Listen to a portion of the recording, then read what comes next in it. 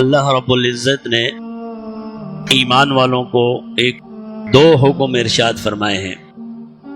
یا ایھا الذین آمنو، اے ایمان والو، اتقوا اللہ، اللہ سے ڈرتے رہو، تقوی اختیار کرو، اپنے دل میں خوف خدا پیدا کرو۔ وقولوا قولا سدیدا، اور سیدھی اور سچی بات کہا کرو، سچ بولا کرو۔ اے ایمان والو، اللہ سے ڈرو اور سچ بولو۔ یہ دو حکم ہیں۔ بعض علماء فرماتے ہیں حکم تو ایک ہی ہے، دوسرا اس کا اثر ہے اور اس کا نتیجہ ہے جو انسان کی زندگی میں آتا ہے۔ حکم ایک ہی ہے کہ تقوی اختیار کرو، اللہ کا خوف اختیار کرو، اللہ سے ڈرو۔ جب انسان اللہ سے ڈرنے لگتا ہے اور اللہ کا خوف اس کے دل میں بیٹھ جاتا ہے اور ہر معاملے میں اسے یہ احساس ہوتا ہے کہ میرا رب مجھے دیکھ رہا ہے، پھر اس کا اثر اس کی زندگی میں یہ آتا ہے کہ وہ سچا ہو جاتا ہے۔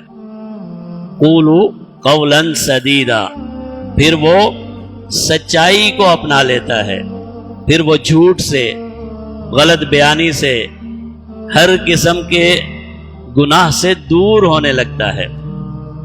تو بہرحال اللہ رب العزت نے ارشاد فرمایا کہ سچ بولنا اور اللہ سے ڈرتے رہنا،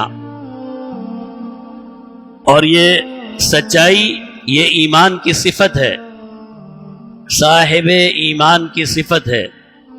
جہاں پر بھی مومن کا تذکرہ آتا ہے وہاں پر سچائی اور عدل اور انصاف کا تذکرہ آتا ہے، اور جھوٹ بولنا اور غلط بیانی کرنا اللہ اور اس کے رسول صلی اللہ علیہ وسلم کو اس سے نفرت ہے، اور اتنی نفرت ہے کہ اللہ رب العزت نے قرآن کریم میں فرما دیا لعنت اللہ علی الکاذبین، جھوٹے انسان پر اللہ کی لعنت ہو، وہ اللہ کی رحمت سے دور ہے۔